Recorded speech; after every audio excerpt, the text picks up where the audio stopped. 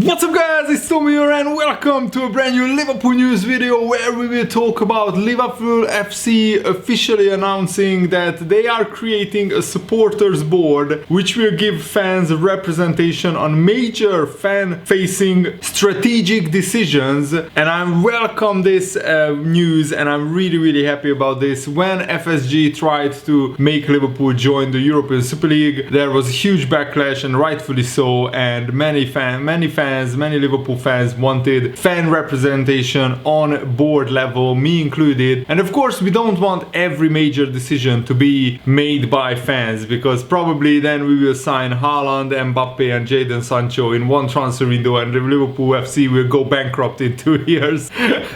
But I want the major decisions to be consulted with the fans before the major decisions are made, and I will tell you guys all the details and what it means in this video, so stay tuned. And I'm really excited to present you the latest Liverpool FC news. So if you enjoy these, leave a like and subscribe if you are new around here. A brand new Liverpool career mode episode is dropping tomorrow, early tomorrow on FIFA 21, so I'm really excited to bring you that video. I already have it recorded. So Liverpool made many discussions and many recent meetings with the official Liverpool's supporters trust and also the Spirit of Shankly, and this will see a creation of a new engagement model that enables deeper concentration with fans, with supporters on strategic decisions regardless of Liverpool FC going forward. And this supporters board will be launched ahead of the new season and will be made up of a group of supporters that represent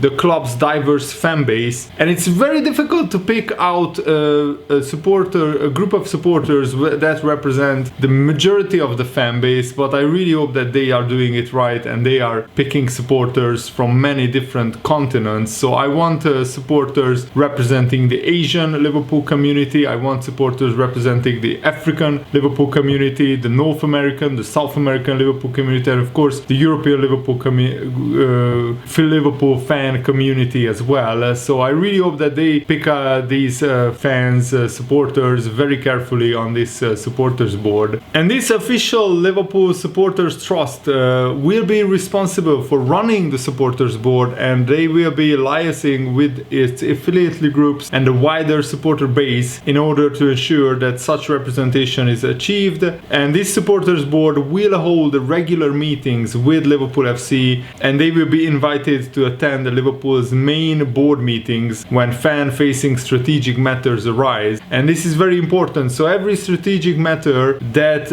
is impacting fans directly or indirectly, hopefully Liverpool fans and this board, supporters board, will be involved in that. And Billy Hogan, the chief executive of Liverpool FC, made a statement saying that he would like to thank all the supporters, and I quote, "I would like to thank all those supporters we have either met in person from the Liverpool Supporters Trust or received feedback from over the past few weeks. This input has been invaluable, and it has helped us reach a point at which we have been able to agree the principles that will lead to the creation of a new supporters board. The focus over the last few weeks of dialogue has been to find a long-term solution that is in the best interests of Liverpool FC and its supporters, one that we firmly believe is not only meaningful but also in keeping with the values and aspirations of the club. While these changes are significant, it is important to stress that the current fan forums that are already in place, they also have worked incredibly well since they were introduced 4 years ago, and it is crucial that they continue in addition to the supporters board in order to give us a range of engagement options. There is still a lot to discuss with the representatives of the Liverpool Supporters Trust in the weeks ahead, but having these principles in place is a great step forward, and we look forward to formalizing the details of the structure over the summer. We will then share the details with all supporters ahead of the new season." And also Joe Blott, the chair of Spirit of Shankly, said Spirit of Shankly met with representatives of Liverpool FC's board on May the 18th, this Tuesday, to continue talks on the union's 4 requests. After discussions of the past weeks, we believe this is a unique deal and recommend its acceptance. We see this as a chance to help shape the future of our club and put us at the forefront of changing football in general. We are arranging an online meeting for members, hopefully at the start of next week, where this will be discussed and then put to the vote. And I really welcome this change, and I'm quite excited about what this could mean. And let me know, what are your thoughts on FSG after this news? Because, you know, Liverpool's owners are far from perfect. They made some horrendous mistakes and huge mistakes. One of the biggest was this European Super League, joining the other mega rich clubs, and this was a wrong move. But I think in a world where unethical oil tycoons and sheikhs are buying up football teams and buying them themselves Premier League titles and Champions Leagues, you know, Liverpool FC could do a lot worse than these owners. Yes, they could be better owners, but they could be a lot worse as well. So I think we should try and work things out and improve going forward, and the owners should listen more to the fans, and then a lot of big mistakes can be avoided in the future. And Spirit of Shankly also posted a statement saying that there will be a formal recognition agreement between Spirit of Shankly and Liverpool FC. So this will become part of the club's constitution, so that if or when the ownership changes, this contract will remain in place. So Spirit of Shankly and FSG will collaborate to work with the government's fan-led review to improve the future of football. And also, FSG will pay any costs as a result of the European Super League, and not Liverpool FC. So not the club, but the owners will pay for any costs because of joining the European Super League. And that's vital, I think, because Liverpool FC, the club, you know, the fans, the players, the Hogan, Klopp, the manager, the staff wasn't consulted. The owners made the decision, so they should be paying the penalties and fines and whatever. And also, it's important that supporters board representatives will have a term of 2 years, and they will be chosen as the result of a democratic vote. As a recognized legal body, this determines that the supporters board, led by the Spirit of Shankly, will have regular dialogue and input with LFC's local directorship, so the people based in the UK, and where decisions will directly affect the fans, regular dialogue will take place between the directorship of LFC and this supporters board. So the fans will have influence and the power to say yes or no, in effect a blocking mechanism, or on issues that matter most to fans, such as saying no to the European Super League or any future breakaway league.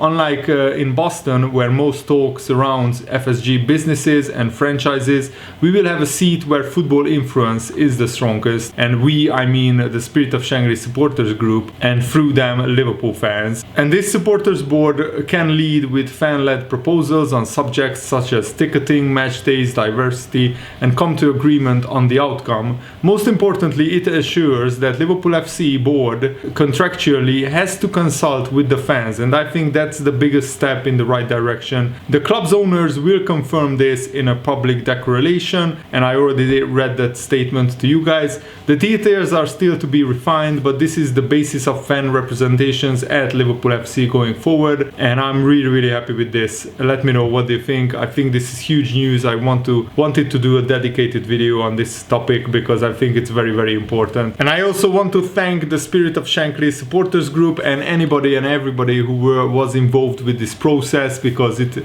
makes a difference, and I think it's the step in the right direction for sure. And Wijnaldum's future is still up in the air. Jurgen Klopp was asked about it in his pre-Crystal Palace press conference, and he said, "There is nothing to say in this moment. We have a game to play. We will see after the final whistle on Sunday." It's not the first time we had situations like this, and the boys always did well. All of the boys show incredible character, and the lads are used to being in negotiations and stuff like this. Genie's character is not in question. His commitment is 100%. He's a sensational guy, and completely committed to the team and to the club until the last day. We will see when that will be. So basically, Wijnaldum still hasn't signed an official contract with another club, which means that in theory there is still a chance that he could remain at Liverpool, but very slim. I think once Bayern Munich or Barcelona or somebody puts down a contract on Wijnaldum's table, which is good enough for him, he will definitely sign. But maybe he's keeping his options open. Maybe if a great contract doesn't arrive, maybe he will stay at Liverpool, because staying at Liverpool for the next 3 years, where Jurgen Klopp will try and win many trophies and titles in the next 3 years, it's not the worst place to be for Wijnaldum. But I think that he's a Liverpool legend. Honestly, he's one of the major contributors of Liverpool's success in the last 3 years, where Liverpool won 4 big trophies, and also we were very close to winning 2 Champions League trophies. We were very close to winning 2 Premier League titles. I think Wijnaldum was one of our most important players, one of our most important midfielders for sure. And yes, sometimes he can be inconsistent, but what you have to take it into account is Wijnaldum is primarily an attacking midfielder. He was playing as an attacking midfielder, a goal-scoring midfielder for the Netherlands and for Newcastle. He scored a lot of goals in the Premier League before we signed him. But he adapted his game to Liverpool and to the Liverpool's needs, and basically he sacrificed his own game for the good of the team. He plays a very specific role in Liverpool's starting lineup, which is maybe not his best role. Maybe he would be better suited as an attacking midfielder, but he's a box-to-box midfielder who is defending a lot, and also has great ball retention. He is great at keeping the ball. And I had a lot of fun, a lot of joy watching Wijnaldum play football, and wherever he plays next season, I wish him all the best. And he will be forever remembered for scoring 2 goals in the semi-final against Barcelona, where Liverpool won 4-0. And he also scored the vital goal which took Liverpool back into the Champions League in Jurgen Klopp's, I think, second season, his first full season. And I think that was really, really important that Liverpool made the Champions League. I remember that we played Middlesbrough and Wijnaldum scored just in first half extra time.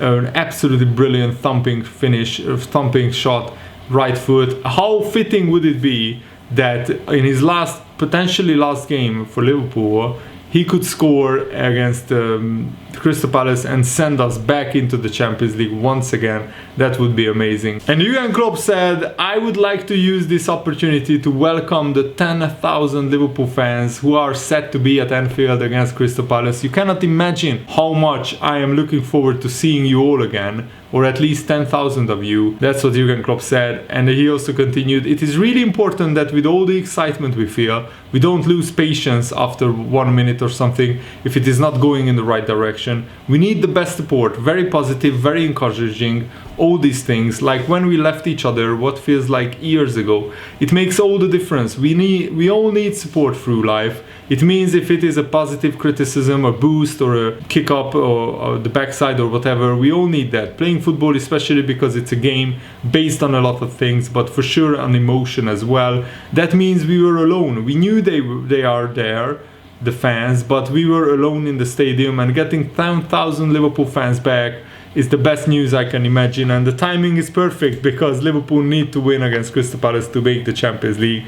So let's go for it. And OxladeChamberlain, who scored his first goal of the season against Burnley recently, and I'm really happy for him. He actually opened up about his future. He said, I've felt pretty good for a while now, but for whatever reason, it's not been so easy with opportunities. Sometimes that's part of football. It's not what you like. I've been kicking myself, trying to push and ask questions, but sometimes it doesn't always go your way. The main thing is I stay focused. I'm absolutely delighted to be a part of this team and play for this football club, and that's what I want to do. That's all I've been focusing on, really, trying to make sure that I work as hard as I can for the boys, keep training well, keep giving the manager decisions to make, as the other lads have in a similar position to me at the minute. That's all we can do. We keep our heads down, and whenever we get the opportunity like tonight, I went on there and did something positive. I would have liked to have done that a few more times coming on this season, but you have seen these spells in football sometimes, and the main thing is I've been through difficult moments in my career. Just being fit and healthy for a start, that's always a good thing, and it gives you a base to work off. I've tried to work as hard as I can, keep my head down, and keep believing in what we are all trying to do here, which is qualify for that top 4. Anytime I get the opportunity to help, I've got to make sure I'm ready to do that. And OxladeChamberlain had a really tough season. He only made 2 Premier League starts, and he only played 243 minutes across 12 games in the Premier League, and he started the season injured. He had a serious knee problem which kept him out for 20 games. His first game came on December the 19th, and he now faces fierce competition for a starting place at Liverpool's midfield, but with the likes of maybe Shaqiri, Wijnaldum moving on, who knows, OxladeChamberlain might play a lot more next season. And Ozan Kabak said that he wants to stay at Liverpool, but he doesn't know 100% whether Liverpool will keep him or not. He said Jurgen Klopp has not said anything about that yet. We don't speak about this topic so far. We will see. This is a huge club. I'm very proud to wear this jersey so far. Every moment, every single minute, I'm proud. I try to give my best. I did my job. We will see what is going to happen next season, but whatever it is, I've really enjoyed it and appreciate what everyone has done for me. When I first came here to Liverpool, we spoke, and he's a very good man, Klopp. I think he would like to keep working with me. He just texted me after transfer because it was late in the night on deadline day, and in the morning I flew to Liverpool. He has been so good to me, and so has Virgil van Dijk. He is a fantastic guy. I'm very happy and I'm very glad to have met him. He has always been my idol. So it looks like I think Liverpool are waiting for the confirmation that we will play Champions League football next season, and then we will start moving on with the transfers and contracts once we know how much money will be coming in next season, how much transfer funds we will have. So I think that it's vital for Liverpool's future to secure Champions League football. Thanks for watching, guys. Hope you enjoyed this. Have a nice day. See you later. Goodbye.